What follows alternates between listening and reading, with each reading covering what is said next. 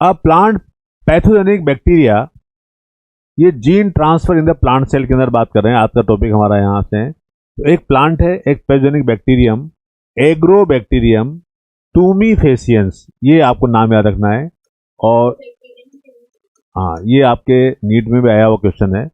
Produce crown gall और plant tumour in almost all dicotyledon plant. जितने भी dicotyledon plants हैं, जो डाइकोट प्लांट्स है बच्चों, उसके अंदर ये क्राउन गॉल या प्लांट ट्यूमर बना देता है। अब प्लांट पैथोजेनिक बैक्टीरिया है, एक बैक्टीरिया का नाम है, उसका नाम है एग्रोबैक्टीरियम टूमीफेसियंस। क्या नाम है? किसका नाम है ये? हाँ, ये बैक्टीरिया क्या करता है?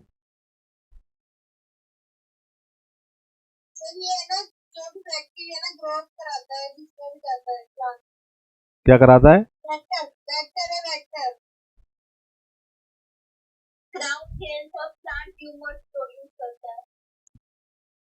तो वहां लिखा ना बेटा लास्ट में, in almost all dicotyledon plant.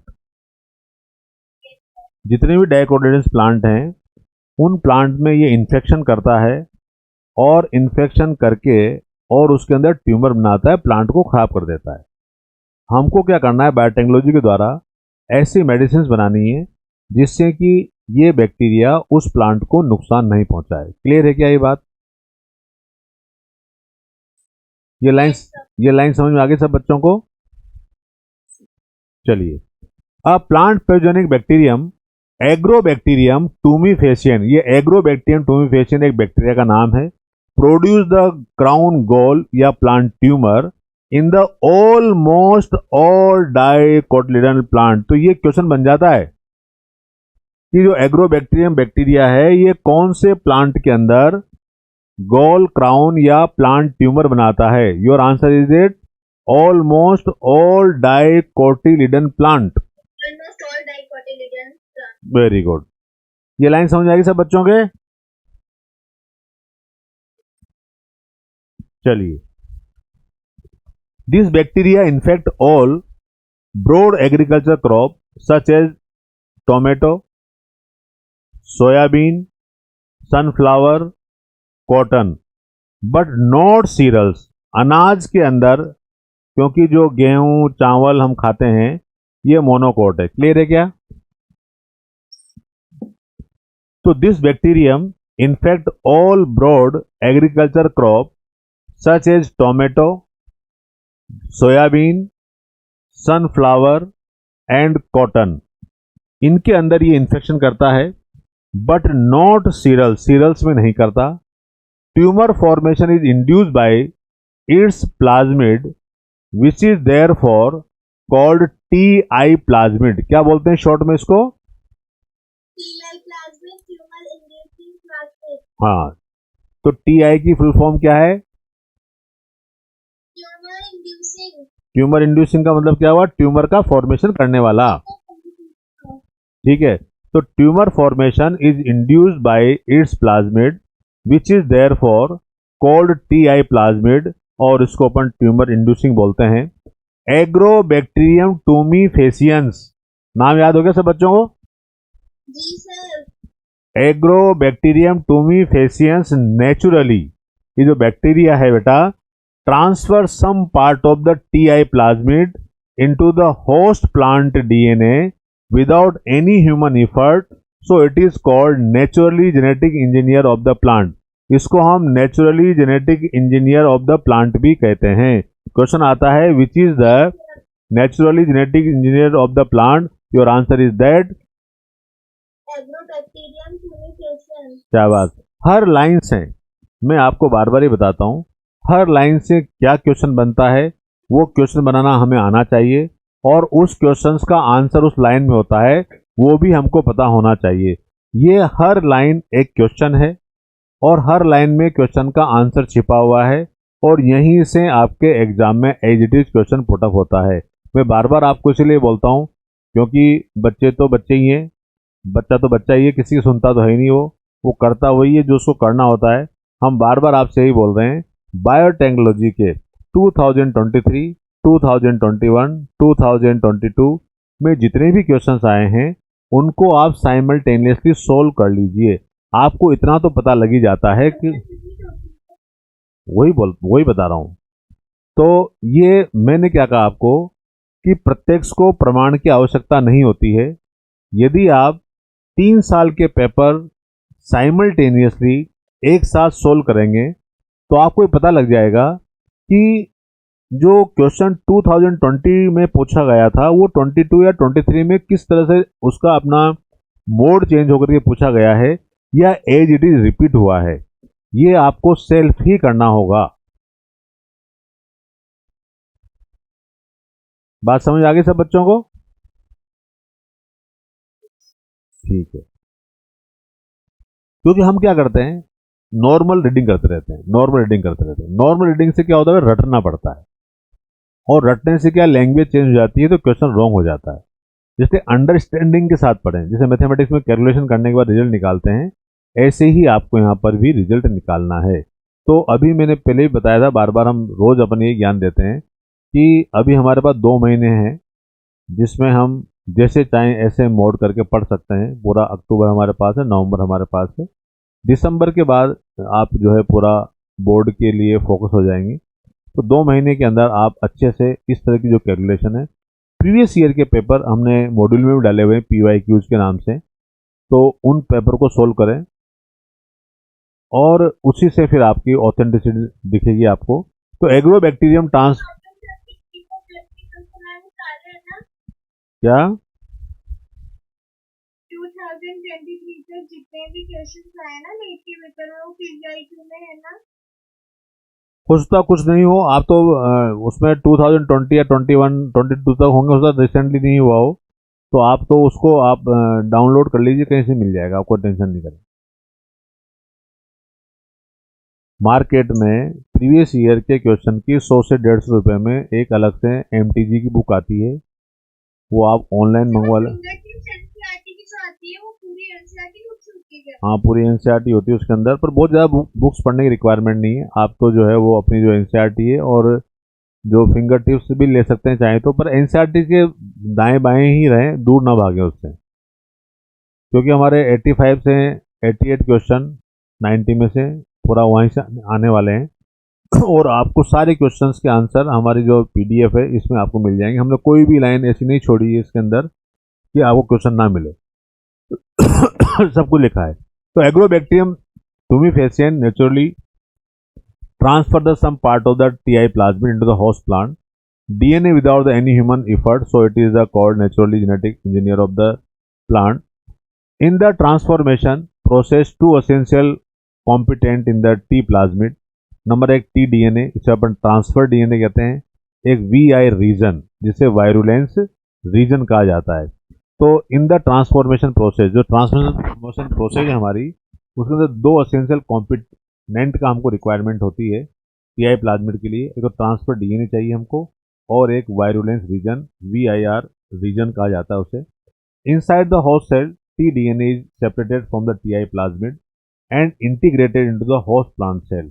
यहाँ पर क्या किया हमने बेटा कि जो होस्ट प्लांट सेल है उसके अंदर जो tDNA है उसको सेपरेट किया और फ्रॉम द TI प्लाज्मिड से, और उसको इंटीग्रेटेड करा दिया होस्ट प्लांट DNA के अंदर। तो when we use TI plasmid as a vector, अब हमने यहाँ पर एज अ वेक्टर के रूप में इसको यूज किया। First we remove the tumour causing gene from the tDNA, और उस जीन को रिमूव किया है हमने जिसके अंदर वो कैपेसिटी थी कि वो ट्यूमर डेवलप कर सकता था। तो first we remove the tumour causing gene from the tDNA, जो tDNA रीजन है उससे जो ट्यूमर प्रोड्यूसिंग जीन्स हैं उस जीन को यहाँ से रिमूव कर देते हैं। देन डिजायर्ड जीन, अब उसके अंदर वो डिजायर्ड जीन डाल देंगे अपन, जो रिकॉम्बिनेंट DNA टेक्नोलॉजी के अंदर पढ़ चुके हैं, insert in the place of it. Now this plasmid is called as the disarmed plasmid. ये लाइन सब बच्चों को समझ में आई या नहीं आई? हाँ जी राधिका जी बताइए।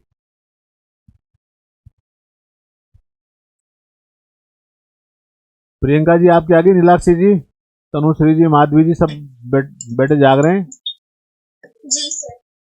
तो ये बहुत ही इंपॉर्टेंट लाइन है, यहीं से यदि ये समझ में आ गया तो फिर पूरा चैप्टर ही समझ में आ जाएगा लास्ट प्रोडक्ट के अंदर।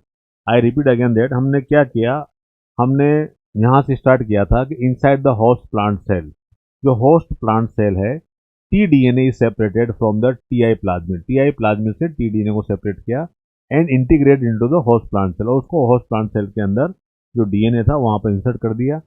व्हेन वी यूज, अब हम क्या यूज करेंगे, TI plasmid as a vector, TI plasmid को हमने वेक्टर के रूप में यूज किया है। First we remove the tumour causing gene है, और साइंटिस्ट ने क्या किया, उस जीन को यहां से रिमूव कर दिया जो कि ट्यूमर डेवलप करता है, ठीक है ना, from the T DNA region, और उसकी जगह पर हमने क्या डाल दिया, then desired gene inserted in a place of it, उसकी जगह पर। Now this plasmid is called as the disarmed plasmid, इसको डिसआर्म्ड प्लाज्मिड कहा गया है।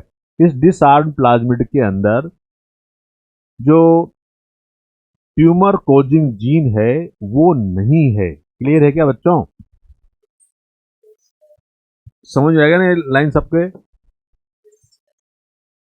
चलिए,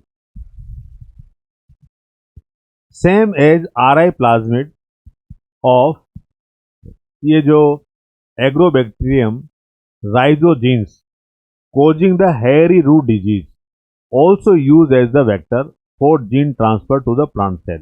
वापस ये दूसरा एग्जांपल दिया है सेम, कि same as the R I plasmid of the Agrobacterium rhizogenes causing hairy root disease also used as vector for gene transfer to the plant cell। Retrovirus have also been disarmed, अब आपको disarmed का मतलब समझ में आ गया है, and are now used to the deliver desirable gene into the animal cell. तीन बातें हमने एक साथ करी है, ये रेट्रो वायरस की बात करी है। इसका मतलब ये हुआ कि यदि साइंटिस्ट ये पता लगा लें कि हमारी बॉडी के अंदर कौन सा जो जीन है वो आगे लाइफ में जाकर के ट्यूमर डेवलप कर सकता है, कैंसर डेवलप कर सकता है, तो उसको इनिशियली ट्रीटेड किया जा सकता है। ये बायोटेक्नोलॉजी का एक विल पावर है, और अभी प्रेजेंट टाइम पर साइंटिस्ट इसी पर वर्क कर रहे हैं कि हमें जो ऑन्कोजीन्स ऑलरेडी प्रेजेंट होते हैं, माय डियर फ्यूचर डॉक्टर्स, उन ऑन्कोजीन्स को इनएक्टिव करने के लिए कोई ना कोई बायोटेक्नोलॉजी के अंदर इस तरह का जीन डेवलप किया जाए, मेडिसिन डेवलप किया जाए, और उसका वैक्सीनेशन जो है वो दे दिया जाए अर्ली इन द लाइफ के अंदर, तो फ्यूचर में किसी भी पर्सन को कैंसर डिजीज नहीं होगी। जिस तरह से हमारे अभी बच्चों ने मल्टीपल वैक्सीन्स लगे हैं, तो उन वैक्सीन के खिलाफ हमारी बॉडी के अंदर जो है वो मतलब पैथोजन से अगेंस्ट एंटीबॉडीज डेवलप हो गई हैं, तो वो आप देखिए एक मिराकल होगा। अल्टीमेटली इन सब चीज़ों का एम एक ही है कि हमारी जो नेचुरल लाइफ है उस लाइफ को एक्सटेंड करना। अब डायरेक्ट मेथड क्या है इसका, foreign gene can also transfer directly by the following method. Number 1, electroporation. अब ये electroporation, it create the transition temporary pore in the plasma membrane to facilitate the entry of the foreign DNA. मतलब आपकी जो cell है उस cell के अंदर हमने पोर बनाया प्लाज्मा मेम्ब्रेन के अंदर, और उस प्लाज्मा मेम्ब्रेन से फॉरेन डीएनए को इंट्रोड्यूस करा दिया। दूसरा है केमिकल मीडिएटेड जेनेटिक इंजीनियरिंग। जो केमिकल मीडिएटेड जेनेटिक इंजीनियरिंग बच्चों involve the certain chemical such as the polyethylene glycol, PEG की फुल फॉर्म भी आपको याद रखनी, एग्जाम में आया हुआ क्वेश्चन है, polyethylene glycol, that help in the uptake of the foreign DNA into the host cell।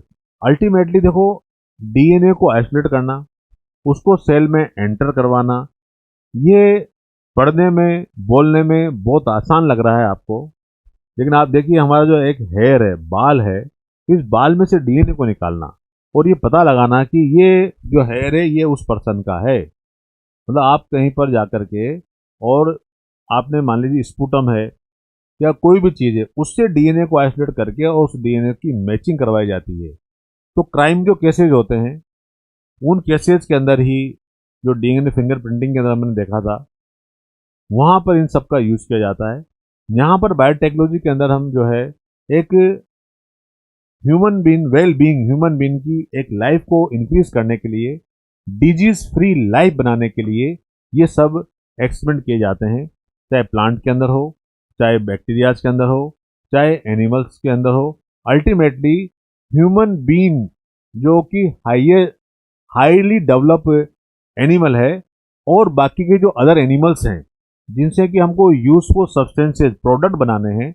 आज देखिए अपन ने हॉलिस्टीन है, जर्सी काव है ना, इन सब चीज़ों को जो हाइब्रिड अमेरिकन्स हैं इनको इंडिया में डेवलप किया है हाइब्रिड के रूप में।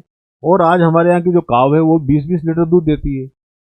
एक तो हमारी देसी गाय है जो 2 लीटर 1 लीटर दूध देती थी, उसके लिए आपको 20 गाय रखनी पड़ेगी। यूँ आपको 1 या 2 रखने से ही एक जो डेयरी फार्मिंग है, ऐसे पोल्ट्री फार्मिंग है। तो अल्टीमेटली ये इकोनॉमिक पॉइंट ऑफ व्यू से, एक बिजनेस के पॉइंट ऑफ व्यू से इनको डेवलप किया जाता है इन मेथडोलॉजीज के द्वारा। तो I repeat again that chemical mediated genetic transformation involve the certain chemicals such as the polyethylene glycol that help in the uptake of the foreign DNA into the host cell.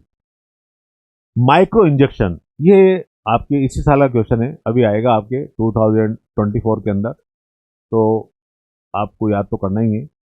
Micro injection के अंदर क्या किया, it is the introduction of the foreign gene into the animal cell using micro pipette और glass needle होती है, उसके द्वारा direct inject करते हैं अपन। पार्टिकल गन या biolistic method, it is the technique in which the tungsten, ये क्वेश्चन भी नीट में मल्टीपल टाइम आया हुआ है, जब भी आप पेपर सोल्व करेंगे आपको हर एक साल में रिपीट होता हुआ आपको दिखाई देगा।